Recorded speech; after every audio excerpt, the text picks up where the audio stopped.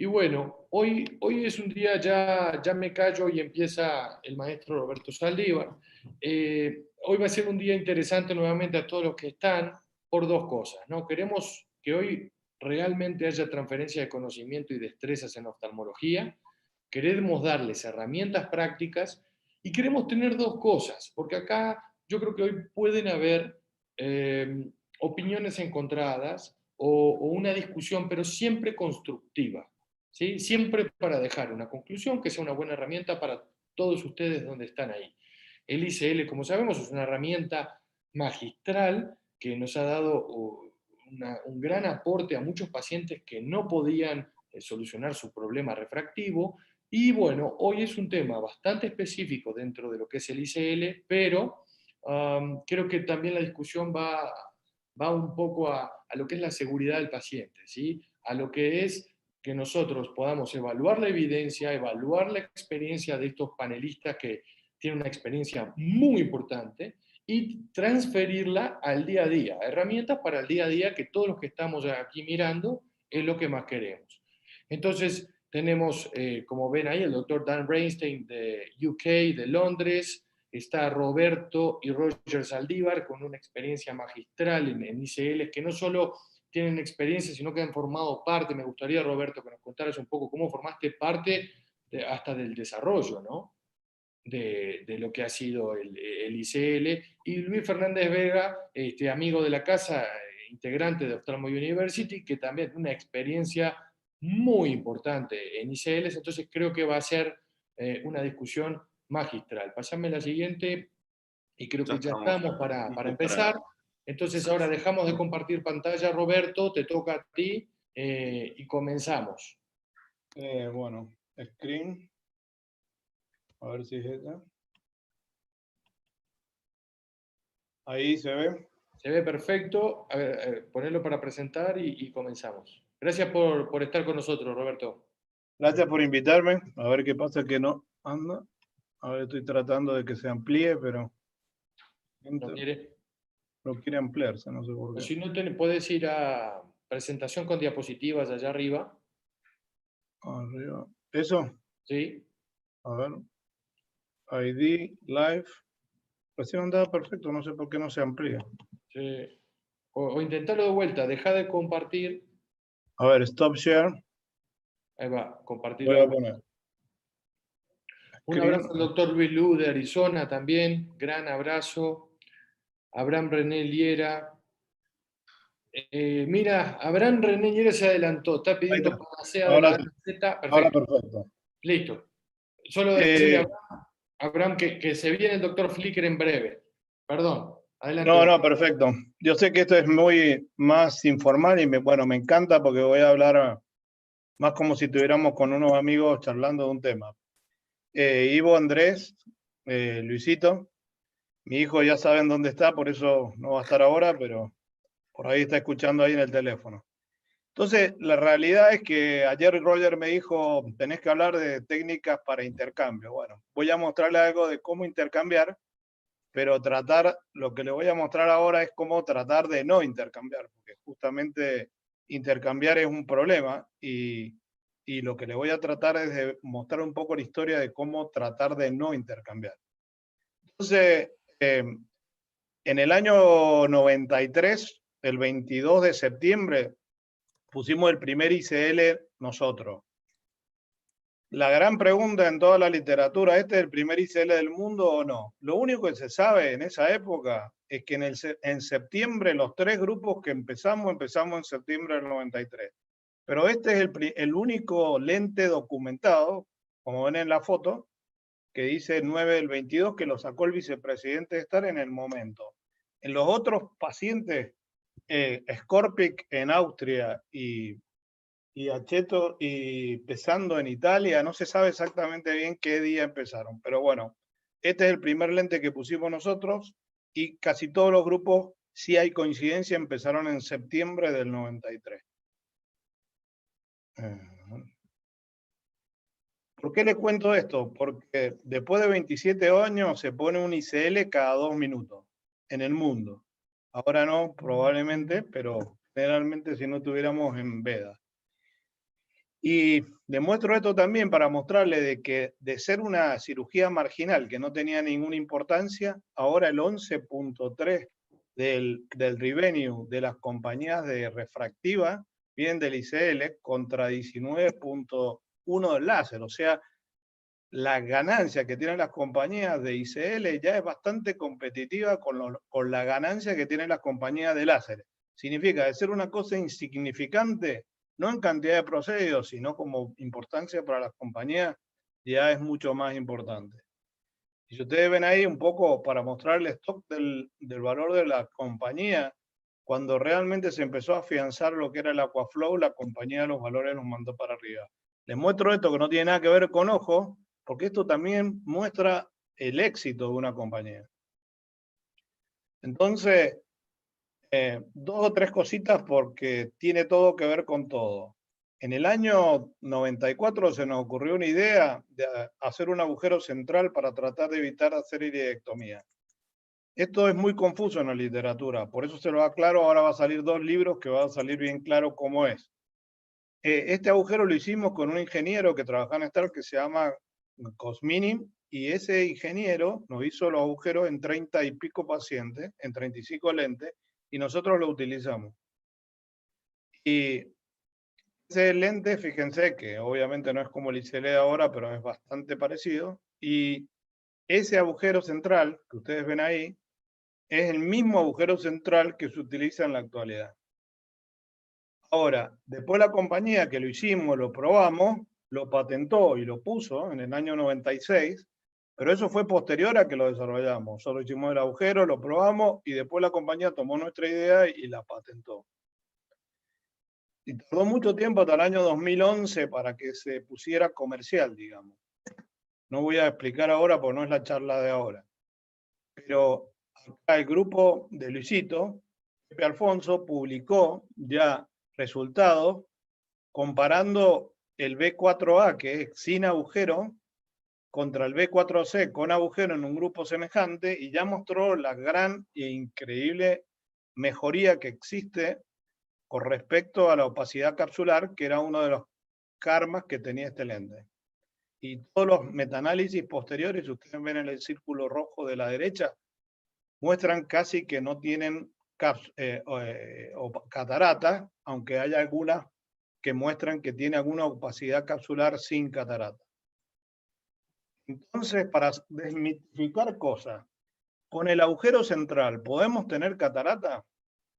La realidad es que con el agujero central es muy difícil tener cataratas, pero se puede tener cataratas. Y acá le estoy mostrando un caso de un paciente con un agujero central que al otro día ya estaba empezando a mostrar una opacidad capsular anterior. Y esto se lo voy a hacer a Pepe Alfonso del grupo Luis Fernández Vega. Cuando la catarata es muy inicial, se puede borrar. Como ustedes ven, se puede borrar. La opacificación se puede ir llevando hacia la periferia. Y esto que creo que no están ustedes muy acostumbrados a ver, y también es como un tabú, es la limpieza de cataratas originales, que se la voy a ver una vez hacer a Pepe Alfonso. ¿Por qué le muestro esto? Porque realmente con el agujero central, la circulación que existe entre el lente y el cristalino mejoró muchísimo, y esto nos lleva al tema de por qué es tan importante que exista este espacio que se llama Volt para que haya circulación. Este espacio lo describió por primera vez el médico que ven ahí, que se llama Michael Dietz, que era un médico norteamericano que estaba a cargo del estudio, y ahí está en uno de los charts de mi instituto mostrando lo que él le llamaba Volt, que era ese espacio, y que en esa época no sabíamos si era importante o no que existiera circulación. ¿Por qué es muy importante esto?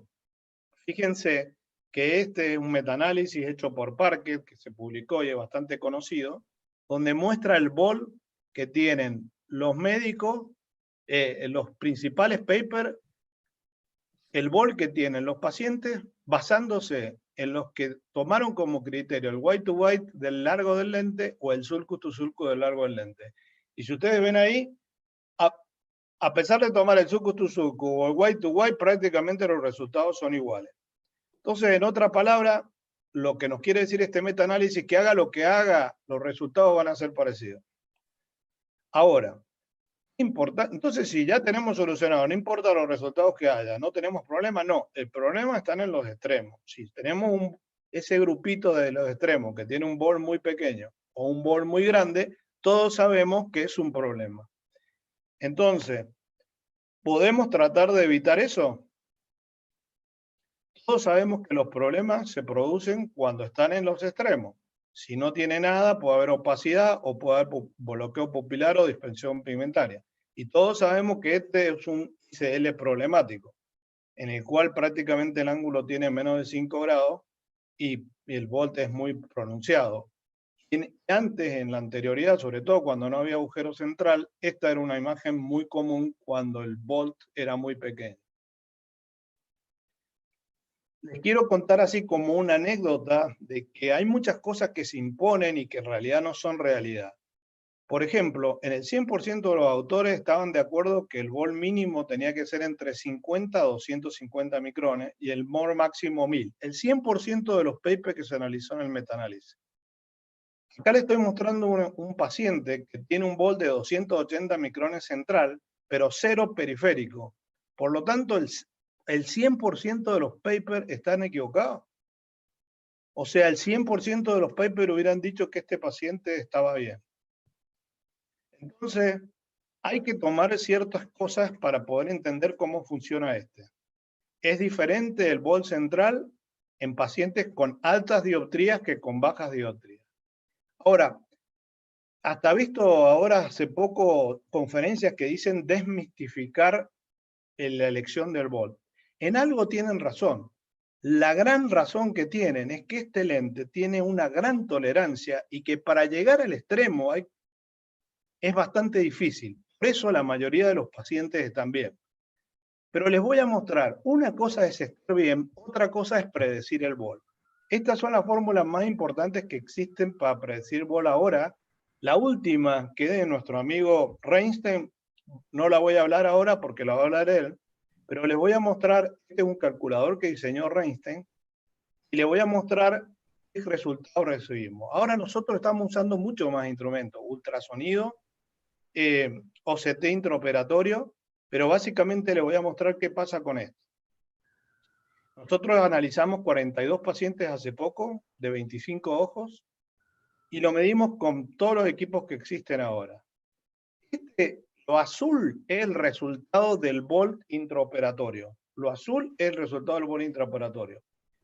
Lo rojo y lo gris es el resultado de la predicción del volt según la fórmula de Akahito y Nakamura. Fíjense que la predicción es tremendamente errada, hasta 1000 micrones de error. O sea, no hay manera de predecir el volt con las fórmulas actuales, sobre todo tomando en base el segmento anterior. Todas estas se basaron en OCT.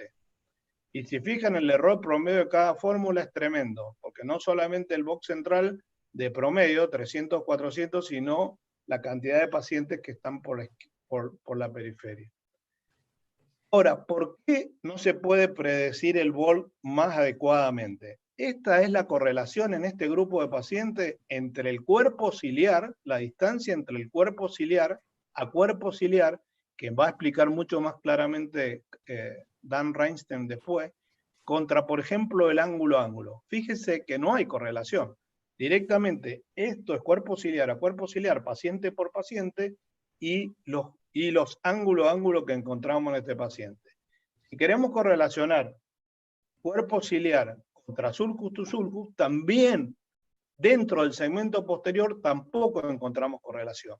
Y le hubiera puesto la correlación entre cuerpo ciliar y cuerpo ciliar con blanco a blanco, y es peor la correlación. Entonces, como conclusiones de esto, todas las fórmulas de segmento anterior tienen un error de 300 o más micrones, algunos llegan hasta 1000 para predecir, y necesitamos fórmulas mucho más precisas. Hay 3 herramientas nuevas que usamos para mejorar el pronóstico del bol. Y lo sigo enfatizando. No significa que predecir el bol vamos a tener un buen resultado. Podemos errarle por mucho y lo mismo va a ser un buen resultado. Pero predecir vol nos va a evitar tener esos casos extremos. Para tratar de bajar esos casos extremos, tenemos 3 herramientas nuevas: el OCT intraoperatorio, un software para predictor, qué es la parte segura, cuál volt es seguro en cada paciente, y el ArtScan que va a hablar Dan. Les quiero mostrar cómo se ve un ICE y un OCT intraoperatorio para que ustedes puedan ver cómo se hace, cómo uno puede tomar decisiones acá. Entonces, uno inyecta el lente, como ustedes saben, muy bien, lo colocan en posición, y después de colocarlo en posición, no sé si se ve bien el video. ¿Se ve bien el video, Andrés? Se ve perfecto, profe, ¿eh? Muy bien. Ah, bueno, perfecto. Ahí se limpia el viscoelástico, y si ustedes ven a la derecha se ve la pantalla del OCT.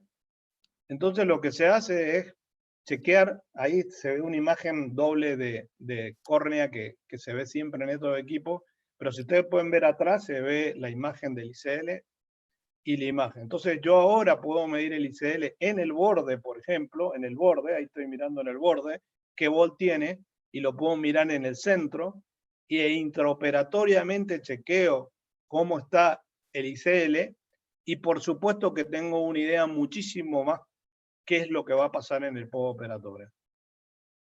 Ahí se ve bien, como se ve en la imagen de la izquierda, el volt que tengo intraoperatorio. La correlación que existe entre el volt del día y el volt intraoperatorio es la más grande que hemos encontrado entre todas las correlaciones. O sea que ¿es útil el volt intraoperatorio? Sí es útil, y hay mucha correlación con volt del día. Entonces, esta es la correlación que existe entre el volt intraoperatorio y el volt del día. Hay otros papers que ya remarcan esa correlación, como el que ven ahí, entre la toma intraoperatoria y la toma posterior al otro día, que es bastante parecida. La nuestra no es tan estrecha como esta, pero parecida. Este es un paper que nunca publicamos, y que la pregunta que ustedes nos van a hacer, ¿sirve el volt del otro día? ¿Sirve? Bueno, ahí está la imagen del volt inmediatamente al otro día, que sería esta que está cercana a 700 micrones, y esto al mes, que está alrededor de 650. Y el otro es una inmediata que se toma inmediatamente 4 horas después de la cirugía. O sea que sí, hay mucha correlación entre el volt inmediato y el volt al mes. Entonces, si ustedes pueden tener una idea del volt inmediato o de volt al día, también tiene mucha correlación con el volt al mes. Ahora, ¿por qué a pesar de todo el mundo le va muy bien con el ICL y hay a veces que tienen un error? Porque este es un volt predictor de cuál es la zona segura para volt en diferentes pacientes. Entonces, verde es la zona ideal de volt que tendría que tener ese paciente. Fíjense que en algunos pacientes ese verde es más chiquito y en otros mucho más grande. ¿Qué significa eso? Que si el volt mío entra dentro del naranja, del verde o del azul, el paciente va a andar bien de todas maneras. Por eso, mucha gente dice, no importa lo que hagamos, siempre me va bien. Y en mucho tienen razón. Significa que acá de 200 a 1000 micrones que le emboques al volt, significa que va a andar bien. Entonces no significa que la fórmula que usaron era buena, significa que en este margen le va a ir bien. ¿Ok? Ahora, si tenemos un paciente como este, en el cual ya es mucho más challenger, fíjense que hay que invocarle en el verde entre 200 y 400 y no más de 800. Por eso en este paciente un 1000 o un 900 ya sería demasiado, como así también en el lado inferior. En este, mucho peor, solamente 50 micrones de volt estaría bien. Por supuesto, estoy mostrando en un paciente con 250 de cámara, donde realmente hay que estar. Entonces, para este tipo de paciente es donde nosotros nos equivocamos, donde hay que mejorar todo lo que estamos haciendo. ¿Qué hacemos nosotros para mejorar el volt intraoperatorio? Es corregir el volt en el momento, y esa técnica se la vi alguna vez a Pepe. Es, en el caso de Férico, rotar el paciente en el intraoperatorio. Entonces ahora nos vamos más al tema que hay. ¿Qué maneras hay de solucionarlo? Por ejemplo, acá vemos que el volt está fuera de esa zona. No hace falta tener ese soft, simplemente sabemos que está en 1000 y pico micrones o está demasiado o no nos gusta para la cámara y rotamos la posición. Podemos lavarlo y hacerlo. Ahora me dicen ustedes, ¿y si yo no tengo OCT, qué hago? Obvio que si yo no tengo OCT, puedo hacer un OCT postoperatorio. Y si en el OCT postoperatorio inmediato, apenas salió de la cirugía, realmente el bol es muy grande, yo les recomiendo volverlo a meter y meterlo. Ahora, ¿cuándo? Después les voy a explicar cuándo. Ahora, fíjense, el punto amarillo es el bol que tenía en la cirugía en el momento que lo medí, 1200 micrones, y este es el bol que tenía después de rotarlo, 600, perfectamente en la zona verde. Entonces yo puedo solucionar el problema intraoperatorio. También lo podría solucionar si lo mido inmediatamente después de la operación y lo pongo de nuevo. Ahora, ¿todos los pacientes que no tienen un bol perfecto tendrían que hacer esto? No, por supuesto que no. Son únicamente los que están exagerados. Yo les diría los que tienen menos de 15 grados de ángulo residual. Entonces el paciente, fíjense el bol intraoperatorio, fíjense cómo lo cambio solo con la rotación. Y fíjense el tipo de curva que yo tengo comparada con la otra, en el cual la curva es muchísimo más uniforme porque yo ya estoy controlando los bols que más me gustan a mí. Ahora, fíjense cómo también hay mitos que no existen. Por ejemplo, este paciente que tiene casi 4 milímetros de cámara anterior, el paciente tiene 1500 milímetros de bol. Estamos hablando de que en el 100% de todas las publicaciones del mundo sería un bol exagerado y habría que cambiarlo, y es perfectamente normal. ¿Por qué? Fíjense en la izquierda, en el análisis, este ángulo, esta cámara, es tan grande que permite poner un lente inmenso con un bol gigante, y lo mismo está bien. Por eso en algunos casos hay que ser un poquito más fino. ArtScan es lo que va a hablar Dan y permite una cosa muy interesante que se la voy a introducir para que él lo vea, que nos permite medir el sulcus to sulcus y el cuerpo ciliar a cuerpo ciliar, que es la medida más baja inferior. Ahí ven un lente, un ICL, y fíjense dónde está apoyado. ¿Está apoyado en el sulcus? No, está apoyado en el cuerpo ciliar. Por lo tanto, muchos de los errores que tuvimos en el pasado usando ultrasonido era que primero los ultrasonidos no eran buenos y segundo, que medíamos el sulcus to sulcus como medida para poder calcular el lente y el lente no va nunca al sulcus. Fíjense acá otra medida, donde va el lente, va el cuerpo ciliar. Otra medida donde va el lente al cuerpo ciliar. Otra medida donde va el cuerpo igual. Ahora, ¿qué pasa? ¿Puede ir al sulcus? Sí, fíjense en este. Generalmente cuando va al sulcus, en la barra derecha, el lente está en el sulcus y en el otro está en el cuerpo ciliar, y generalmente es una complicación, este bol asimétrico. O sea, un lente tan grande que se deslizó y se fue al sulcus, y por eso está en el sulcus. Pero normalmente su zona natural de ir es el cuerpo ciliar. Acá hay otro caso igual, donde va el sulcus en la izquierda y cuerpo ciliar en la derecha, y acá hay otro igual, para ver que siempre cuando pasa esto son complicaciones. Ahora les voy a mostrar un intercambio histórico. Este es un lente puesto en el año 94, que lo pusimos de los modelos viejos, se rompió, pero como tenía tan buena tolerancia y tenía buena estabilidad, nunca lo sacamos. Pero el paciente se quejó, muchos años se quejaba de que la pupila se le enganchaba, que veía raro de noche.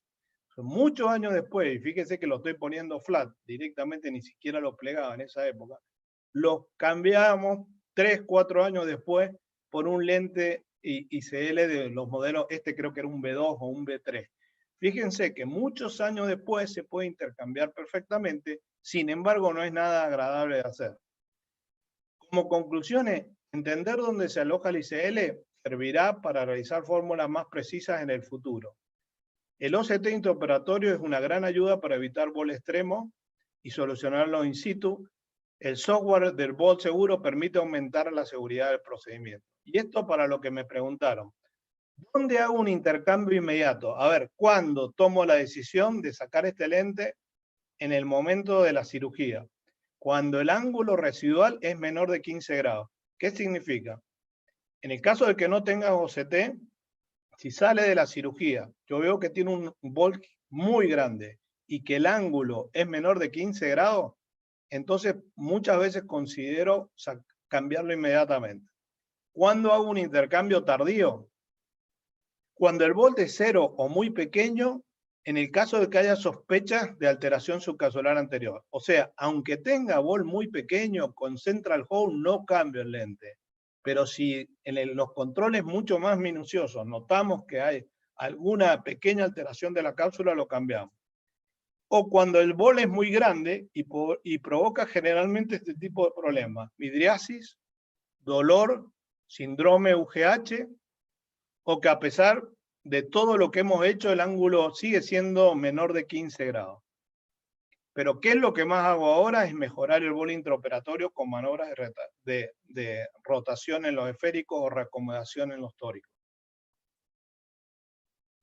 Yo creo que con eso está bien. Tengo otros videos, pero me parece que si no va a ser muy largo y le dejo la introducción a los chicos. O sea, ¿se puede hacer intercambio? En estos casos sí, pero ¿se puede hacer intercambio? En estos casos sí, pero hay que tratar de hacer los intercambios. ¿Por qué a todo el mundo le va bien? Por lo que les expliqué. Es muy tolerante el volt. Hagás lo que hagás, la mayoría de veces le embocás. Ahora, la última analogía que le hago. Para una persona que empieza la residencia y rompe una cápsula cada 100, es una muy buena performance. Probablemente para un experto que rompa una cápsula cada 100 no es una buena performance. Con la experiencia que uno va desarrollando en esto, la realidad es que realizar un intercambio cada 100, como es lo que estadísticamente hay ahora en el mundo, no es aceptable. Y la verdad es que tendríamos que reducirlo a números mucho más finitos. Y para eso necesitamos un segundo grupo de tecnología o de cálculo para que esto sea menos frecuente. Así que cualquier cosa, después lo discutimos. Muchas gracias. Brillante, Roberto, muchas gracias. Una sola preguntita que nos hacen ahí el público, entre tantas que hay, que por supuesto vamos a ir respondiendo. El tema del software que ustedes han desarrollado, ¿lo tienen solo para ustedes? ¿Lo tienen disponible? Sí, nosotros lo estamos desarrollando y probablemente después con Dan Reinstein, en la misma página de Dan Reinstein, lo pongamos en el futuro juntos. La realidad es que nosotros no queremos largarlo hasta que realmente lo probemos mucho y estemos seguros, porque no nos gusta desarrollar una cosa que realmente no estemos muy seguros de lo que hacemos. Pero creo que dentro de muy poco lo vamos a compartir con la misma página que tiene Dan Reinstein en el cálculo de los lentes. Bien, y acá Agustín Magneto nos pregunta, que también se ha repetido esa pregunta, si estas variaciones de volt ustedes han visto tienen implicancias refractivas importantes o son insignificantes. Cuando vemos un volt de 1500 o uno de 250, ¿cómo les varía eso en la parte refractiva? No, es bastante insignificante porque el poder es negativo del lente, no modifica tanto la diferencia y no es lo mismo que con los lentes fáquicos, que es el único lente que existe. Entonces no es tan importante. Sí puede influenciar, pero es mucho menos que en una faco. Así Perfecto. Que no es el problema. La otra pregunta que me hacen siempre es tamaño pupilar. Obviamente, cuando la pupila se achica, disminuye el volt. Pero cuando el volt es muy grande, no hay pupila chica que lo achique. Eso es lo que Roberto, 1.000.000 de gracias. La verdad que seguimos con Luis y después abrimos el debate con Dan también, así se vuelve todavía mejor esta super charla. Gracias, brillante. Nos vemos. Luis, cuando quieras. Muchas gracias. Es un honor para mí compartir este panel con Roberto y con Dan. Yo creo que aquí tendría que estar seguramente el doctor Alfonso, que yo creo que nos está viendo, pero decidió Ivo que fuera yo por su amistad conmigo y además también porque Ophthalmo University va de maestros y alumnos. Entonces yo en este caso soy el alumno y represento a los alumnos. Vamos a ver nuestra presentación de ICL V4C. Vamos a centrarnos en los resultados a 7 años de seguimiento y cómo en estos 7 años fuimos modificando el sizing, ¿vale? Esto es muy importante para que interpretéis la presentación de principio a fin. Si vemos esta diapositiva, empezamos en el instituto a poner ICLs en el año 2000, a registrarlas en el año 2002 y vemos dos cambios importantes en el método de trabajar con las ICLs. El primero en 2005, que fue cuando pasamos de white to white a ángulo, y el segundo en 2011, que como decía antes el doctor Zaldívar, apareció el central hole y pasamos de hacer iriectomía a no hacerla. Desde el principio la seguridad fue lo más importante para nosotros y nos fijábamos mucho en la selección del paciente, en la selección del tamaño de la ICL, en la evaluación del volt y en el manejo de este volt postoperatorio. Los criterios de inclusión que vamos a hablar hoy en este estudio son ICL V4C miópica, siempre con astigmatismos menores de 2,5 y dato de seguimiento de al menos 7 años. Evaluaremos todos los parámetros que veis en la imagen y presentaremos los resultados. La muestra inicial, casi de 5.000 ojos, que cumplieran los parámetros elegidos 141, con una edad media de 31 años y 7 años de seguimiento mínimo. Los parámetros de seguridad por OCT en los que nos basábamos de 2011 a 2016 en una ACD mayor de 3, un ángulo iridotrabecular mayor de 35 y un CLR menor de 500 micras. Y según estos parámetros escogíamos el tamaño de la ICL sumando 1 milímetro al ángulo a ángulo. En caso de duda recurríamos al white to white, a mayor white to white poníamos una ICL mayor, a mayor ACD una ICL mayor y a mayor CLR también escogíamos un tamaño superior de ICL. Pero hay que recordar también que las ICLs miópicas tienen volt intrínseco, entonces a mayor tamaño de ICL, mayor volt, o sea, no es lo mismo una de 13,7 que una de 12,1, y a mayor potencia de ICL, mayor volt. No es lo mismo, aunque tengan el mismo tamaño, una de 5 dioptrías que una de 15. ¿Y qué ICLs implantábamos siguiendo estos criterios? Pues el 67% de ellas eran de 13,2 y si os fijáis en la gráfica no implantamos en ese periodo ninguna miópica de 12,1 en 141 ojos. Nosotros hacemos el procedimiento quirúrgico en 4 días, de tal manera que al 4.º día el paciente se puede ir a su ciudad. El día 1 operamos el primer ojo, al día 2 comprobamos cómo está el volt, el día 3 hacemos también la OCT del primer ojo y la cirugía del segundo. O sea, dejamos 48 horas entre ojo y ojo. El día 4 comprobamos el volt de ambos ojos y el último día actualizamos la base de datos. O sea que en una semana tenemos todo el procedimiento hecho. Si nos fijamos a 7 años, la eficacia, voy a quitar un momento así, la eficacia baja de 1, que se consideraría un procedimiento refractivo, a 0,8 a 7 años, esto es por la miopía, por el progreso de la miopía, por la progresión miópica, y si nos fijamos en la seguridad sí que se mantiene muy estable a lo largo de todos los años, en 1,04. La esfera al mes tenemos un 97% en más menos 0,5 y un 99% en más menos 0,1. Al año, reoperaciones de Steamer 3,7, casi todas ellas debido al cilindro. Recordar que incluimos en el estudio cilindros de hasta 2,5, no usando lentes tóricas. El 99% al año seguía en más menos 1, o sea que la predictibilidad seguía siendo muy buena. La esfera al año ya subía, a los 3 años, perdón, ya subían las reoperaciones a 9,9%, casi 10% de los pacientes habían necesitado un láser steamer y esto sí que es por la progresión miópica. De todos modos, más del 95% seguían en más menos 1. A 5 años, 10,6% de reoperaciones steamer y caía a 93% más menos 1 dioptrías. Y si nos fijamos a 7 años no hubo cambio en cuanto a las reoperaciones de steamer. O sea que básicamente si operamos a un paciente miópico joven de ICL le podemos asegurar que en un 10% de los casos podría necesitar un retoque posterior con láser por la progresión de la miopía.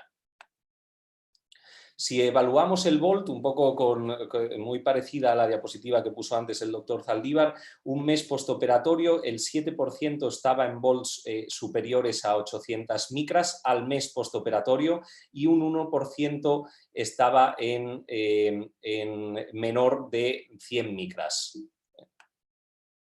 Al año los volts altos bajaban al 5% y sin embargo subían los volts de menos de 100 micras, al 4%. A los 3 años prácticamente desaparecían los volt altos, solo un 3% superior a 700, un 2% superior a 800 y manteníamos un 4% con volts menores de 100. Recordar de nuevo, aunque ya lo dije varias veces, que esto estábamos midiendo con ángulo a ángulo más 1. A los 5 años no teníamos volts altos, 0% de volts mayores de 700 micras y teníamos un 5% de los casos con volts menores de 100.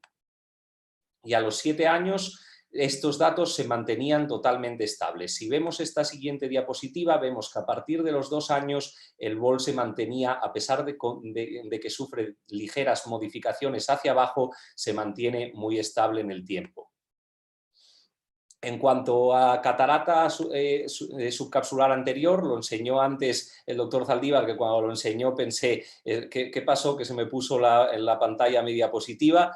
El 1,64 con V4A habían tenido cirugía de catarata en esta primera muestra de 2002 a 2008, un 0% con V4B de cirugías de catarata y un 0% también equivalente a las series que presentó antes, un 0% con la lente V4C con Central Hole.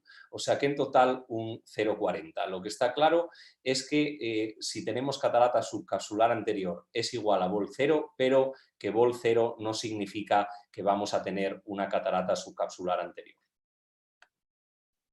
La presión está muy controlada y estable durante toda la muestra, no hay variaciones, tiene muy buena tolerancia a volts altos, como el caso que veis en la imagen, o sea que el volt alto hoy en día con estas lentes no es un problema para la presión, pero sí que puede ser un problema para la dinámica pupilar, como esta corectopia que le está produciendo al paciente que veis en la imagen. O sea que si podemos evitar los volts altos, mejor. El contagio de células endoteliales muy estable a lo largo de todo el tiempo y entonces todos estaremos de acuerdo, todo el panel, incluso todo el público, volt óptimo quiere decir 0 complicaciones, entonces tenemos que luchar para conseguir un volt correcto. De 2011 a 2019, desde que llevamos usando la V4C, no hemos tenido ninguna catarata por volt bajo y casos excepcionales de hipervolt, pero existentes. Entonces eso nos llevó a escoger lentes más pequeñas y a cambiar el método de sizing, haciendo ángulo a ángulo más 0,5.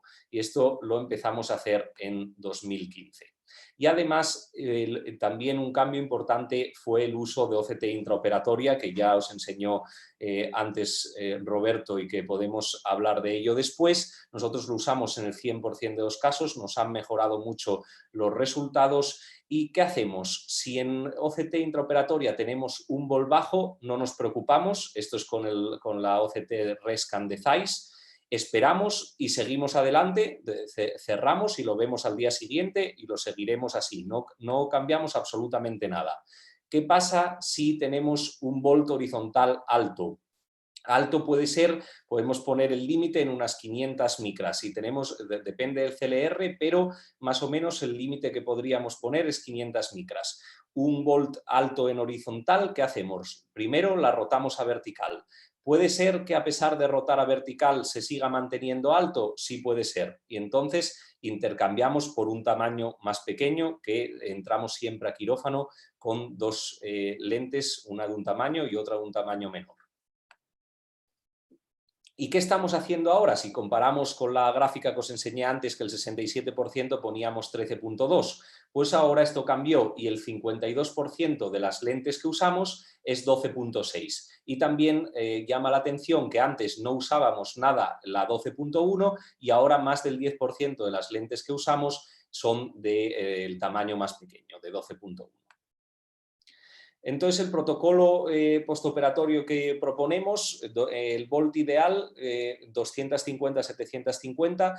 En volts menores hay que ver si hay contacto central o periférico y en ese momento vigilar o cambiar si hubiera una catarata inicial, que ya dijimos que con estas lentes es poco probable, y en volts mayores de 750 vigilar la pupila, vigilar el ángulo, vigilar cómo está acomodando ese paciente, si tiene halos, y si no hay ningún problema seguir observando, y si no, valorar la rotación si fuera posible y no fuera una lente tórica, o cambiarla por un tamaño menor. Para nosotros la ICL es un arma terapéutica refractiva muy importante. Trabajamos con ella en rangos de +5 a -20. Estamos muy ilusionados con la aparición de la V6 para la presbicia, que pensamos que puede estar en los próximos meses. Y como conclusiones visteis que es un procedimiento eficaz, las agudezas visuales sin corrección y con corrección aumentan, predecible, más del 95% en +/-0,50, estabilidad dependiendo de la progresión miópica y seguridad a corto, largo y medio plazo muy estable a lo largo de los 7 años. Los resultados a 5 años de este estudio los tenéis en esta publicación que hicimos en 2019 y esta pues os presentamos prácticamente en primicia los resultados a 7 años.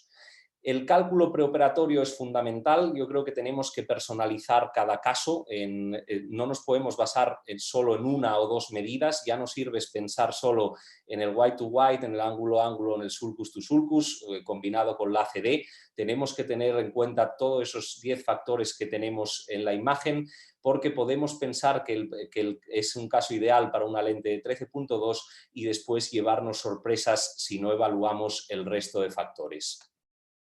Y por último, una idea para llevar a casa, ya que me tocaba a mí hablar de OCT. La OCT en el procedimiento de implante de la ICL es fundamental para la toma de decisiones y nos abarca los 3 pasos quirúrgicos que nos preocupan: el preoperatorio para la selección del tamaño de la lente, el intraoperatorio para el posicionamiento óptimo de la lente o en su caso intercambio, y que a nosotros nos mejora los resultados generales. Tenemos un artículo ya mandado a una revista de prestigio que se publicará en breve, y en el postoperatorio un control adecuado y sencillo a corto y largo plazo es lo que nos permite la OCT. Muchas gracias. Fantástico, Luis, como siempre, y lo que decíamos al principio, qué increíble tener la evidencia propia acá de los generadores de evidencia, ¿sí? Increíble la charla. Ya está el doctor Dan. Dan, no sé si nos escuchas. Estás en silencio, Dan. Luis, si te parece, ¿querés que pasemos con la charla de Dan y después vamos a las preguntas? Sí, claro. Así ya hacemos un debate más completo, como decíamos. Ok, ¿ven la pantalla en completo? Sí, señor. Sí.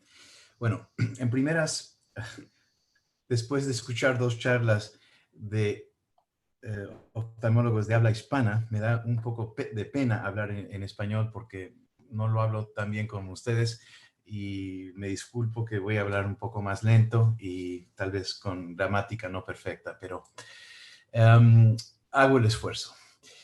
Segundas, quiero agradecer a Roberto particularmente porque yo hice un mini fellowship con él hace 23 años en Mendoza, y me da muchísima alegría de que tanto tiempo ha pasado y que estoy aquí hablando con él y estamos trabajando juntos, y le tengo que dar parte de crédito de del oftalmólogo que soy hoy, que soy hoy por lo que él me enseñó en esos tiempos durante los principios de la cirugía refractiva. Pues claro que tengo interés, ¿qué pasó? Tengo interés financiero en el hecho de que la máquina ArcScan, yo tengo, creo, 1 o 2% de la compañía a través de los patentes que teníamos a través de la Universidad de Cornell, y de vez en cuando me llega un cheque por como 90 o 100 dólares, algo así. Bueno, entonces, hemos visto la evolución del OCT. Yo quiero hablar de eso en contexto de la historia de cómo es el sizing. Entonces, el sizing empezó simplemente con Starr diciendo que agarran el white to white, le añadís medio milímetro y pues ese es el lente. Starr luego puso más sofisticada su fórmula que está en el OCOS, en el sitio web donde ponemos los datos, y ellos añadieron la refracción, es decir, qué lente van a poner, porque el lente más fino en el centro se va a doblar más fácilmente que un lente más grueso en el centro. La keratometría y la profundidad de la cámara anterior, estos son factores que metieron de manera multifactorial para mejor predecir el volt. Eso lo llamamos el sizing 1.5. Llegamos entonces a Carlo Lovisolo en los fines de los años 90. En su libro de texto clarificó que en su experiencia el sulcus era mejor. Durante los estudios que hicimos nosotros para ver la correlación entre el ángulo en la cámara anterior y el sulcus, y entre el white to white y el sulcus, y luego estudios con Carlo usando su fórmula para sulcus y usando el ultrasonido de alta frecuencia automatizado, y se empezó a aceptar que el sulco tal vez era mejor. Salió una publicación en una revista no muy alta en poder científica, cuesta $4,000 publicar y te garantizan la publicación dentro de 3 semanas después de meter el artículo. La estadística de este artículo, pretendiendo demostrar que el ultrasonido es idéntico al white to white para el sizing. La estadística, yo no soy experto en estadística, pero mi statistician ha completamente reanalizado esto. No solamente usaron pruebas incorrectas, las usaron de manera incorrecta, y la publicación vale 0. Él va a escribir una publicación ahora con datos que ha hecho un metaanálisis correcto de la literatura, y es completamente obvio que el rango del volt es mucho menor cuando se usa el sulcus to sulcus que cuando se usa el white to white. Pero eso vendrá. Carlo pasó mucho tiempo con esto, y los que conocían a Carlo, era una persona muy decente, muy suave, muy cariñoso, y él me compartió este estudio que él hizo sobre la reproducibilidad de las medidas del ángulo y del sulcus dependiendo de la máquina de VM o de ultrasonido de alta frecuencia. Entonces, él encontró que no importaba con cuál máquina, hasta el Viewmax, que es, la resolución parece buena, la reproducibilidad del ángulo era solo de 0.36 milímetros. Y acuérdense que los ICLs cambian en rangos de 0.5 milímetros. Esto es una desviación estándar. 2 desviaciones estándar es más que el cambiar un tamaño de lente. Y 3 es toda la población. Entonces, es tal vez posible que hay una cierta verdad de que el VM puede ser igual que el white to white, porque si estás usando una máquina con poca reproducibilidad, pues claro que no, es posible que no te ayude. Pero en una máquina prototipa que yo tenía desde hace los años 90 y que se reemplazó hace 2 años con la Insight de ArcScan, hemos tenido mucho más reproducibilidad, porque ahora el escaneo es automatizado y es robótico. Entonces, el centramiento está hecho con una cámara infrarroja que ve la pupila y todo está centrado automáticamente y los scans se toman en unos cuantos segundos para tener el sulco en 360 grados. ¿Qué aprendimos en nuestros estudios de correlación? Bueno, entonces, digamos que estábamos en la versión 1, estábamos midiendo el white to white y estamos tratando de predecir lo que era el sulco. Entonces, predeciendo el sulco de la medida del white to white, el chance de que que el número que sacamos sea más afuera de 0.5 milímetros, el chance de eso era 38% por la dispersión de los puntos en la correlación. El chance, si medíamos el ángulo de predecir la medida del sulcus, el chance de que la medida sea afuera de 0.5 era 32%. Y acuérdense, 0.15 es intercambiar un lente. Entonces, en un estudio donde tomamos todos los variables no posterior a la pupila, es decir, los variables que se pueden sacar de un OCT, estos variables, los únicos dos parámetros que ayudan estadísticamente a predecir el sulcus son la profundidad de la cámara y el ángulo. Y usando esos dos parámetros, se podía predecir en 25% de los casos, 26% de los casos, tendríamos una predicción afuera de 0.5 milímetros. Entonces, estamos viendo por qué, como nos mostró Roberto en el principio, aún con OCT, estamos teniendo casos afuera y bien afuera, muy afuera de lo que esperaríamos tener. Mostró su gráfica de un caso de 1000 micras afuera de lo que se había predecido. Ahora, yo creo que toda la gente, todos los 220 personas que están aquí en el foro, están de acuerdo que, bueno, yo diría que 200,000 oftalmólogos a quien les preguntas, oye, si medimos algo afuera de la cámara posterior y estamos calculando lo que creemos que es el diámetro donde va a llegar el lente, o si medimos directamente donde vamos a poner el lente, ¿cuál será mejor para saber cuál lente usar?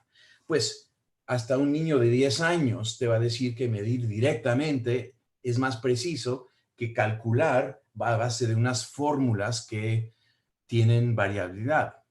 Y es cierto que los oftalmólogos más que usan esta tecnología más el XAL, muchísimos de ellos usan ultrasonido para verificar o para el sizing, claro, o OCT, pero el ultrasonido siempre se sabe que es un poco más cerca a la verdad. Claro que depende de la máquina y depende del usuario si no es automatizado.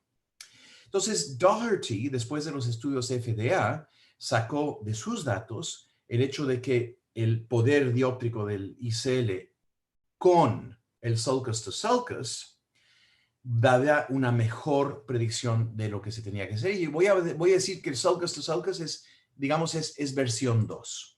Kojima, muy inteligentemente, añadió el hecho de que el lens rise del plano del sulcus es este embombamiento del cristalino, claro que se acerca a la cara posterior del ICL y va a determinar la separación del ICL. Entonces, él añadió eso y en su fórmula le entró también la cámara anterior, la profundidad en su estadística. Nosotros estábamos operando con Kojima, pero usando el Insight con alta resolución y más precisión. Y lo que queríamos ver, y bueno, lo que esperábamos, era que con la Kojima y nuestros nuestras medidas más precisas, vamos a tener mejores resultados que Kojima. La última cosa era de que, bueno, entonces, en un estudio de un poco más de 40 ojos, con mucho astigmatismo. Esto era con astigmatismo de lo que llegó hasta 4, digamos, y miopía hasta casi menos 18. Hicimos un estudio donde, claro, hicimos la medida de Kojima, pero al mismo tiempo estábamos midiendo un chorro de cosas para ver si en el futuro vamos a ver si nos hubiera cambiado algo.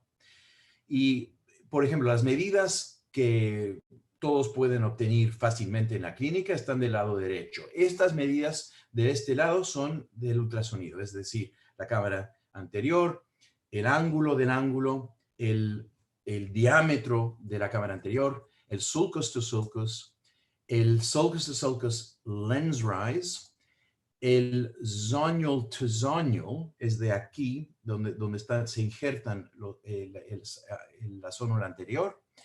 El lens rise, pero del plano zonular, del cristalino, y el diámetro interno del cuerpo ciliario.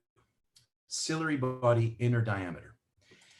Y al cabo de, digamos, estos 42 ojos, decidimos de hacer un análisis de todo esto y encontramos que habían parámetros que nunca se habían descrito antes como factores que pueden predecir lo que será el volt.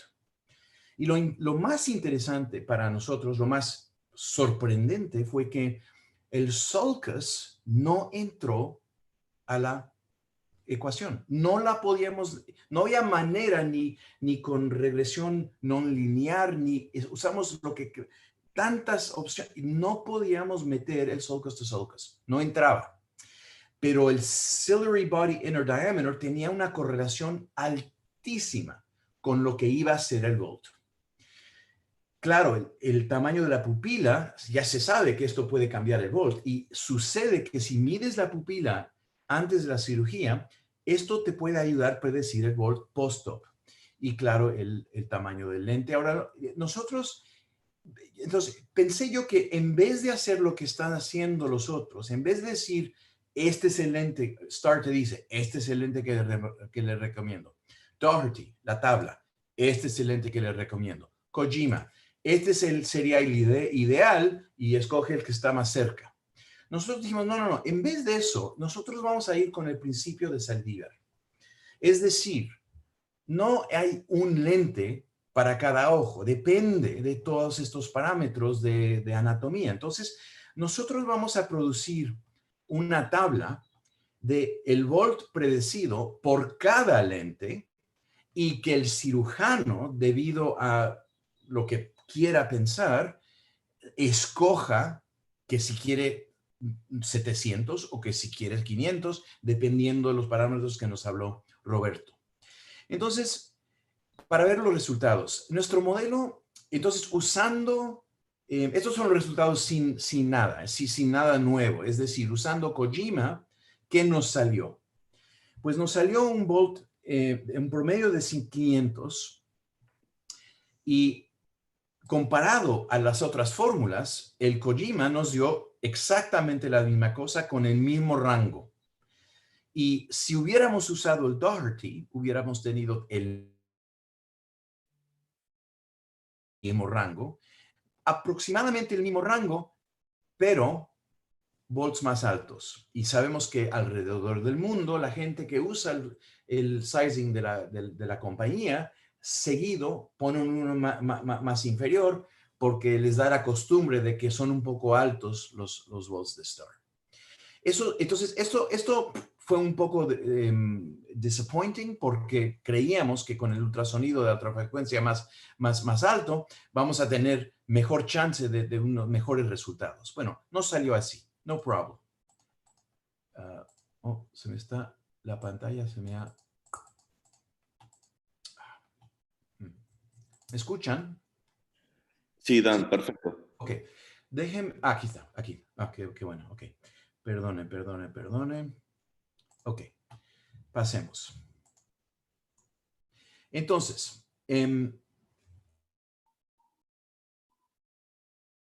comparando nosotros con lo que hubiéramos usado con las otras fórmulas, bueno, esto es mucha información, pero lo importante era que en 23% de los casos, el STAR nos daba 2 tamaños más altos de lo que hubiéramos usado con nuestra fórmula. Y un tamaño más alto en como 30%, etcétera, etcétera. ¿Ok? Ahora, suponiendo que el volt ideal es de 500, que claro, como dices, Roberto, no es exacto, pero suponiendo eso y viendo cómo se comporta el modelo para investigar sin hacer más casos, miramos los que habíamos escogido y Luis nos mostró su variación. Esta era la nuestra. Entonces, es decir, escogimos 40% de los lentes eran 13.2 y 35% 12.6, mucho más 12.1 que él y claro, mucho más 13.7. Vemos que la media no está escogida, es decir, esto no está... La dispersión no es normal, no es una normal distribución normal. Y la media tiene que ser pues algo ahí, ¿no? Entonces, la pregunta es, pues, ¿qué pasaría si tendríamos un lente entre los dos? Es decir, ¿qué pasaría si tendríamos un 12.9? Y viendo esto, usando la fórmula, ¿qué seguido hubiéramos escogido un 12.9? Pues sucede que 35% de los lentes escogidos hubieran sido 12.9 si hubiera el lente ese. Y ahora ven que la dispersión, el scatter de la distribución de los lentes que hubiéramos usado, de repente se vuelve como una distribución normal, estadística, como los ojos en biología, una distribución normal. Entonces, esto es interesantísimo y la pregunta es, ¿por qué STAR no ha puesto un lente intermediario? Vemos que las compañías indias con las copias del ICL, el Biotech pone uno y el IPSL tienen 13.0. Entonces, mucho más cerca a lo que es la media de todos los ojos humanos. Ahora, si usábamos el modelo para predecir lo que iba a pasar, si usamos el modelo, que no es matemáticamente correcto, pero es una manera de, por ejemplo, ver aproximadamente lo que pasa, encontramos que el volt no hubiera sido bastante diferente, pero el rango nos dice que el rango va a bajar mucho. El rango entre el más alto y el más pequeño. Claro, esto no es verdadero, esto es modelar. Y si hubiéramos incluido un 12.9, el rango va a disminuirse aún más. Claro, esto es hipótesis, esto es situación perfecta, no situación experimental. Entonces, llego a eso. Como dice Roberto, hemos puesto un como ASCRS Calculator en el web, iclsizing.com. No es gratis. Para que todos se diviertan. La idea es que tiene todas las fórmulas. Tiene la Kojima, tiene la Doherty, tiene la Nakamura y la nuestra. Entonces, poniendo los datos, dependiendo de lo que quieres poner adentro, si tú pones solamente la esfera y el surco, te dará la Doherty. Si pones los parámetros para la Kojima, te dará Kojima. Si pones los parámetros para todos, te puede dar la nuestra y la Nakamura. ¿Ok? Entonces, la idea es que con esto el mundo puede empezar a usar este concepto, pero claro, tengan en cuenta que no cualquier ultrasonido les va a dar los mismos resultados. Así que esto es basado sobre insight. ¿Ok? Ahora, no tengo que mostrar que los resultados de esta cirugía, aunque con ametropías ridículas, los resultados son increíbles, totalmente increíbles. Y el porcentaje de ojos que ve mejor sin gafas que antes con gafas es enorme. La seguridad es enorme. la satisfacción del paciente es enorme, la exactitud es enorme. El control del cilindro es increíble, increíble, con cilindros altísimos, exactamente en el Meta. Nosotros usamos tenemos el Zeiss y el Alcon para verificar la posición. Y el contraste, claro, sube y es enorme, muy, muy, muy bueno. Pero veamos para acabar aquí lo que pasó en una pequeña serie de ojos donde empezamos a usar la fórmula prospectivamente, porque esto es la verdad. Y teniendo en cuenta el concepto, el principio de Zaldivar Principle, el principio Zaldivar, en que la edad, la profundidad de la cámara anterior y el poder dióptrico del lente tiene que ver con las zonas preferidas al final de esto. Entonces, estas gráficas las he presentado 3 veces desde enero, y en enero fue la primera vez que fue presentado en el mundo una gráfica mostrando el volt calculado contra el volt logrado. Y ven que hay 4 ojos que están bien afuera, y eso es otra discusión si nos da tiempo, pero aún con esos 4 ojos ahí, entre estos 34 ojos hechos con la fórmula, tuvimos 91% de los ojos adentro de 300 micras de lo que predecimos. Entonces estamos hablando de una predictividad del volt fantástica. Es decir, creer un mundo donde los principios de Zaldivar se pueden aplicar y la cirugía de ICL, exactamente como dijo Luis, sin complicaciones, porque no tenemos mundo, tendremos tal vez un mundo donde no vamos a tener que hacer rotaciones intraoperatorias. Y eso es sin ninguna rotación, sin nada. Esto el lente siempre en el eje de la compañía que nos da por el eje. Sí, yo creo que es posible tener ningún intercambio.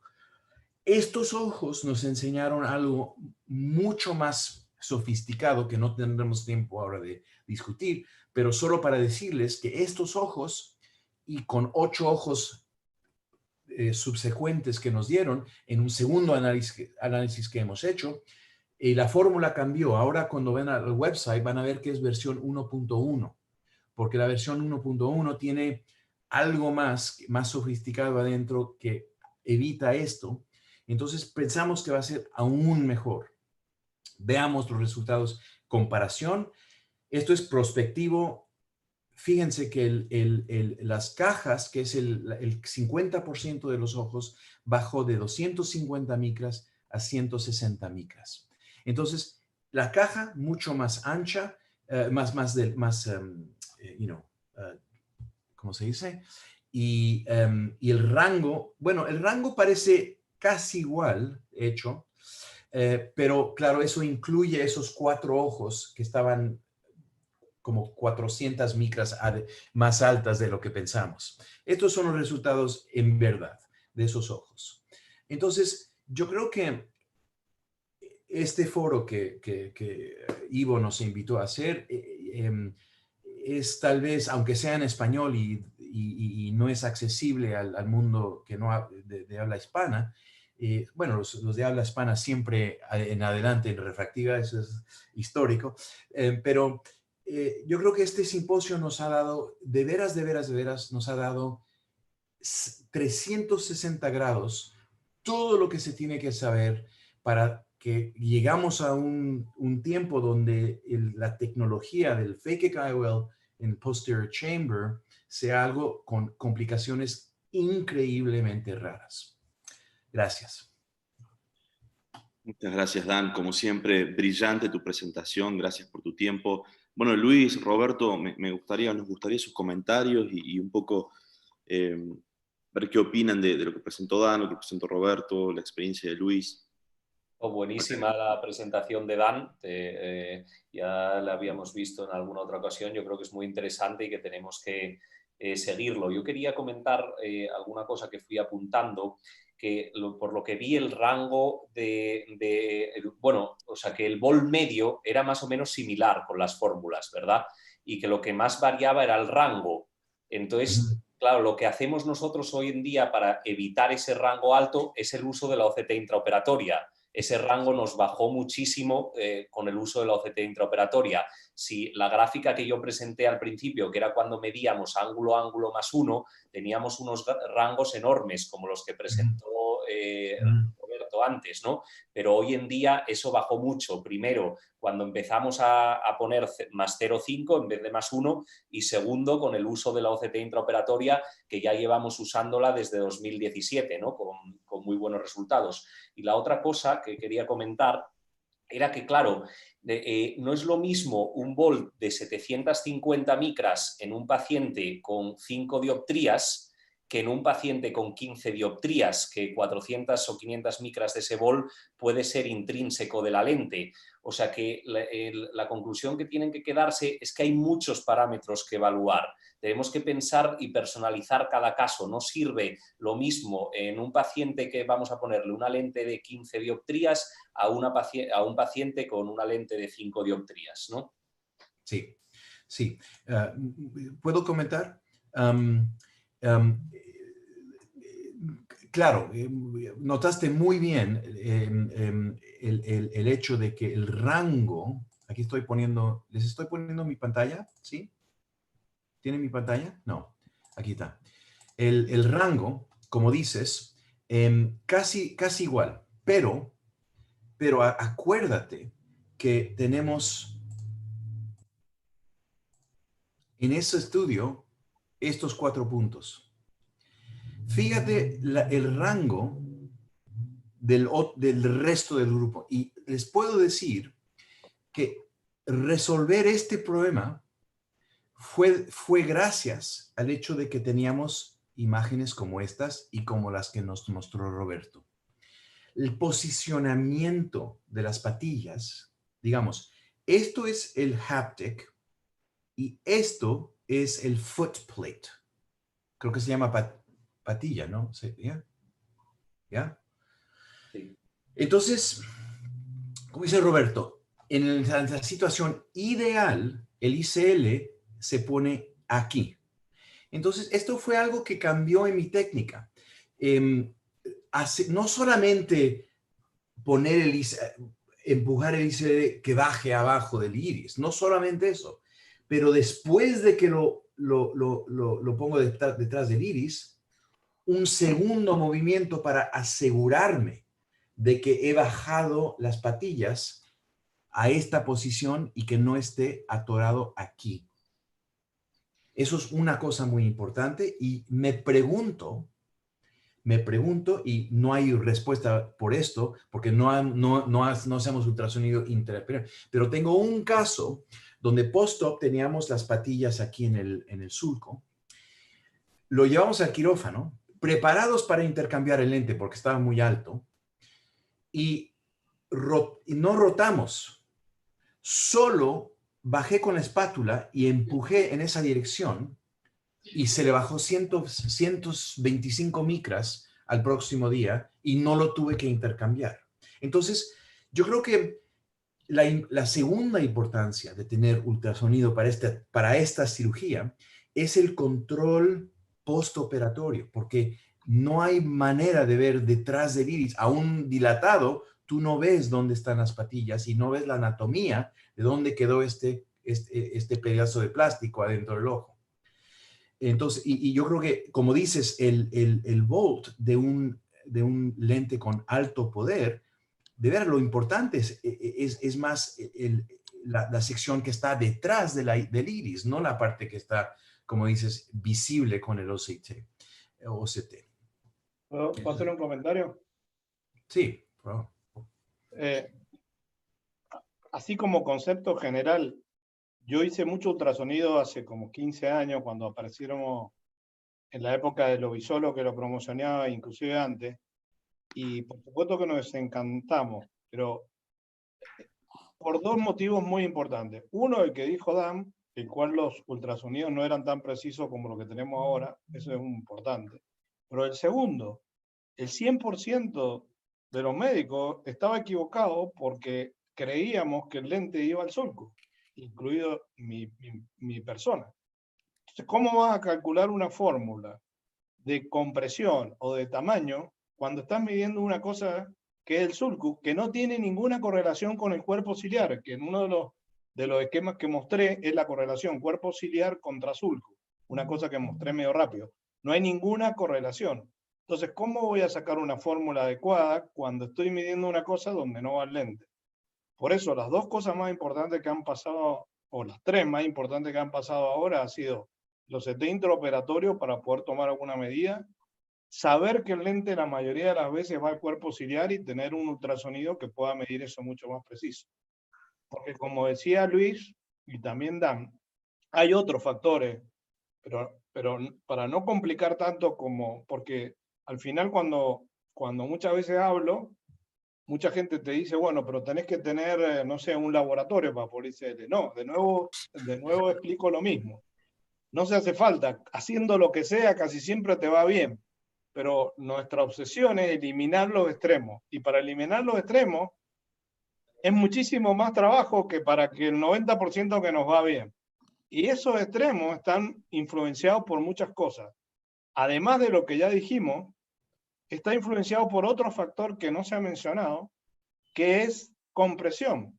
O sea, el lente, cuando se comprime, se deforma y modifica el radio de curvatura posterior. Eso provoca volt de más o de menos.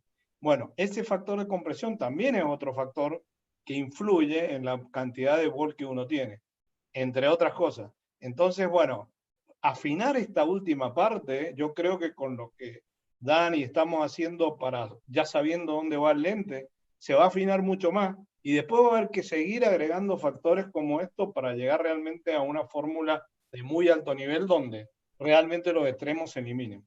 Pero bueno, no quiero poner la idea falsa de que si no tenés todo este laboratorio no puedo operar. No.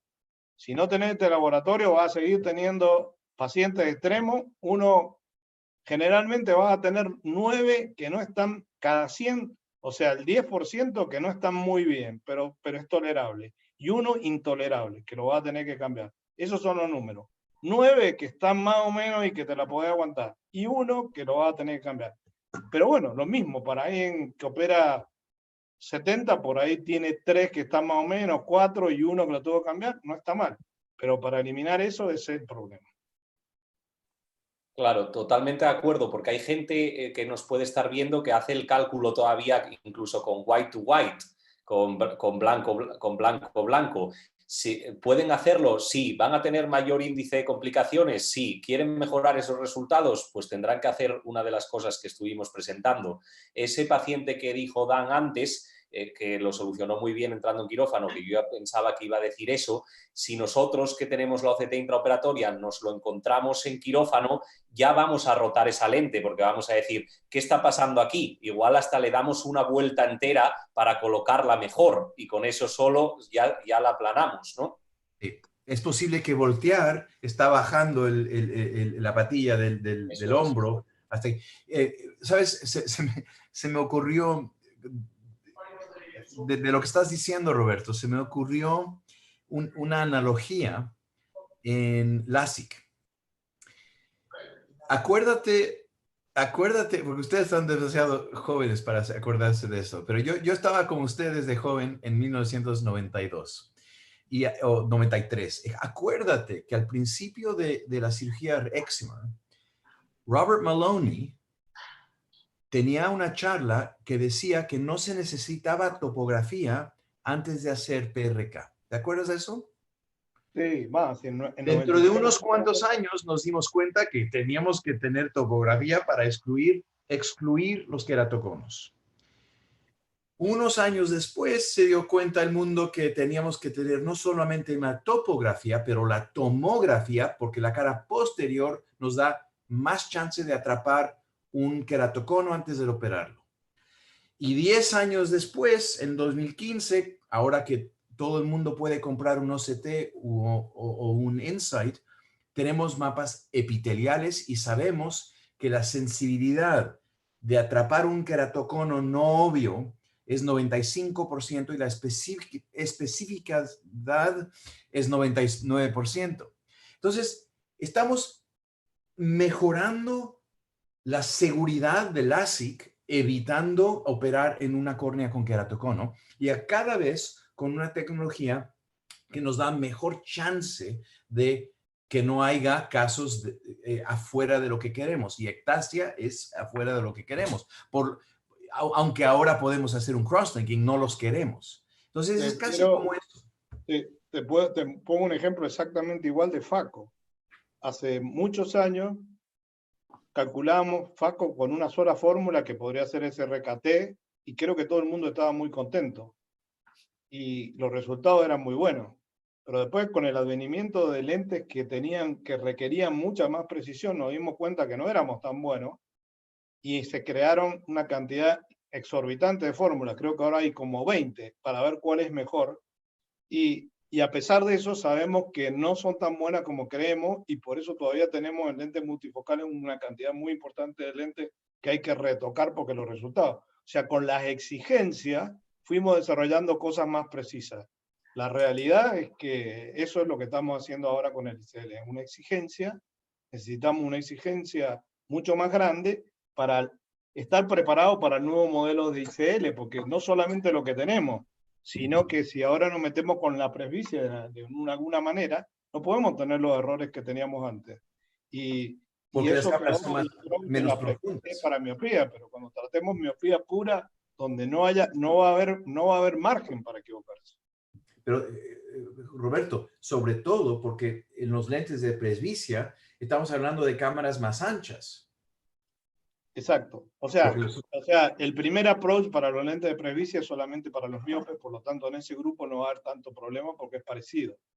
Pero cuando haya que tratar presbicia verdadera, pacientes planos o muy eso, el margen va a ser cero, porque las cámaras y los ángulos van a ser de otro tipo, la edad del paciente va a ser de otro tipo, y todos sabemos que si vos no tenés volt o tenés extra volt en un paciente de 50, el desarrollo de la catarata tiene otra velocidad.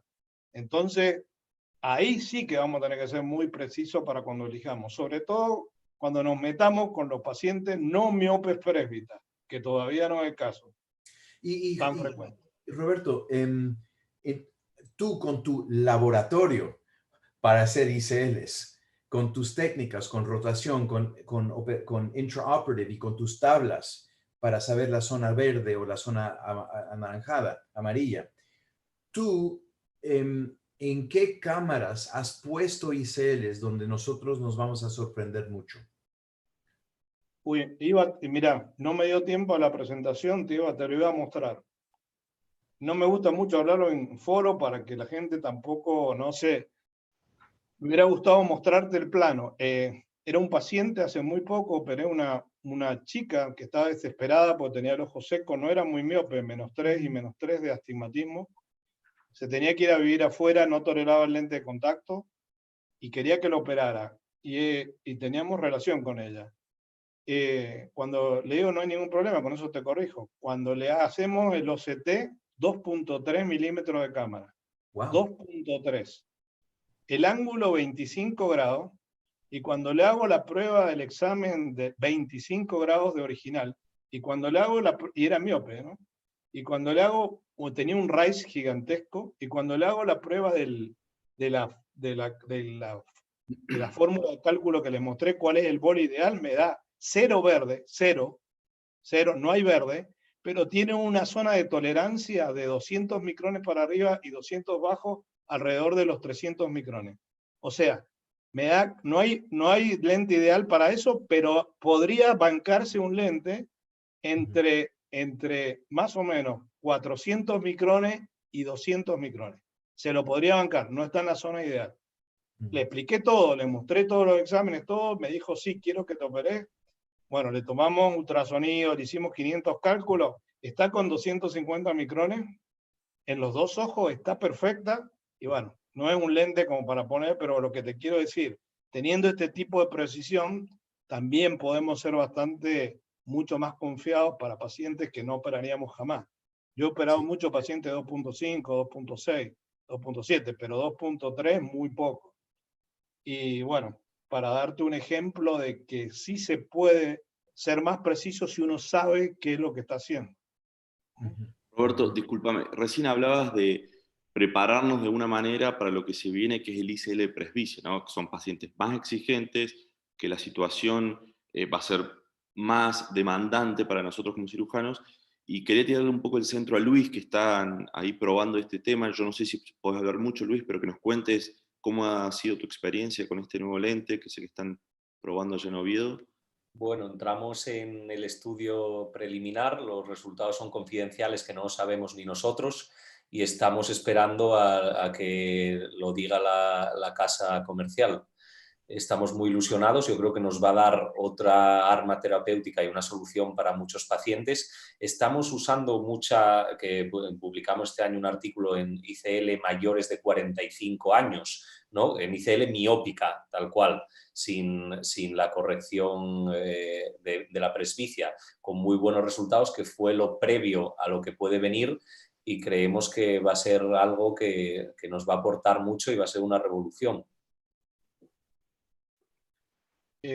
Quiero hacer énfasis que la primera etapa de los estudios, que se han hecho completamente, prácticamente en Europa, excepto ANT de Filipinas, que fue el que hizo los primeros exámenes, los primeros trabajos originales, se están apuntando sobre todo a miopes presbitas, que uno le pone un ICL a una persona de 40 y pico años y que está perdiendo la acomodación de cerca en ese base.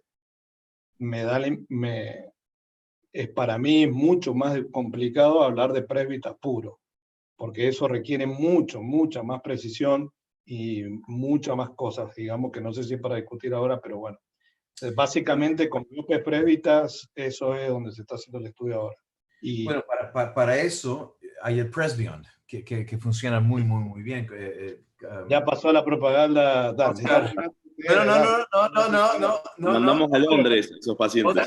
Oscar Mayo es el que lo dijo, yo no lo dije. Él era presbita plano.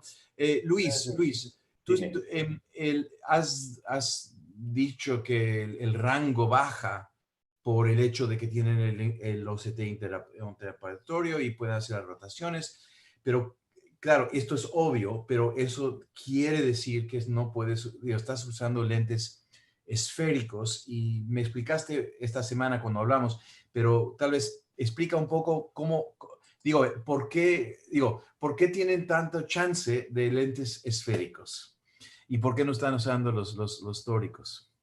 A ver, sí que usamos tóricos, pero claro, si viste los rangos que presenté en la presentación, nosotros hasta 1,5 prácticamente nunca usamos lentes tóricas, hasta 1,5 a favor, 1,25 en contra, ¿vale? Hasta ahí siempre usamos esféricas y jugamos con incisiones contrapuestas, con incisiones un poco más ampliadas de 3,2, contrapuestas, y con eso nos sirve y tenemos buenos resultados, ¿vale? Una vez que ya no podemos solucionarlo con incisiones, la primera opción es siempre lente tórica. Lo que pasa que hay casos especiales, pues un hipermétrope con una cámara anterior estrecha, un astigmatismo inverso alto, en los que a veces, según el caso, estamos más cómodos haciendo un bioptics, ya sea haciendo el LASIK después, o incluso a veces un bioptics inverso haciendo el LASIK previamente, ¿vale? Hombre, está claro que si vemos las lentes miópicas en un seguimiento, vemos que algo nos rotan. Tú ves una lente al año y ves que no está exactamente en el meridiano horizontal donde tú la pusiste, ¿no? Entonces, si eso es así, es que también las ICL históricas algo nos rotan. ¿Es esa rotación importante? Si estás trabajando en astigmatismos bajos, no. En hasta 2 dioptrías, una rotación de 5 grados, pues el paciente prácticamente no lo va a notar. Una rotación de 10 grados en un paciente con 5 dioptrías lo va a notar mucho. Y entonces, pues, dependiendo del caso, pues jugamos un poco con eso y decidimos, personalizamos si queremos más un bioptics que una ICL tórica. Ese es un poco el plan que hacemos y cómo lo orientamos. Así como para poner énfasis en lo que dice Luis, el sizing en tórico es mucho más crítico que el sizing en esférico, porque el esférico uno puede manejar rotando. Y yo tengo el mismo approach que Luisito y que el grupo de Fernández Vega, en el cual yo uso menos tórico, sobre todo en dioptrías bajas, hasta 1,5. Es muy raro que haga tórico, me manejo con esférico, porque es mucho más fácil para mí tener stock de distintos tamaños y además es mucho más fácil rotarlo en la operación si tengo un bol que no me gusta. Así que realmente soy menos agresivo que la mayoría de las personas en los tóricos. Pero el tórico es el más crítico cómo medir el tamaño, porque si el tórico, el tamaño es pequeño, por el hecho de tratar de no tener el bol exagerado, es cuando empiezan a rotar. Ese es el problema. Es que justamente ahí uno puede tener muy pequeño logo. Eso es. Bueno, nos quedan 3 minutos. Perdón, Luis, ¿querés decir algo? Adelante. ¿Esos 4 casos de hipervols que tuviste son los 4 por ese mismo motivo o identificaste otros en esos que se fueron del rango? De hecho, hay las dos razones. Una de la que acabamos de hablar es posicionamiento de la patilla.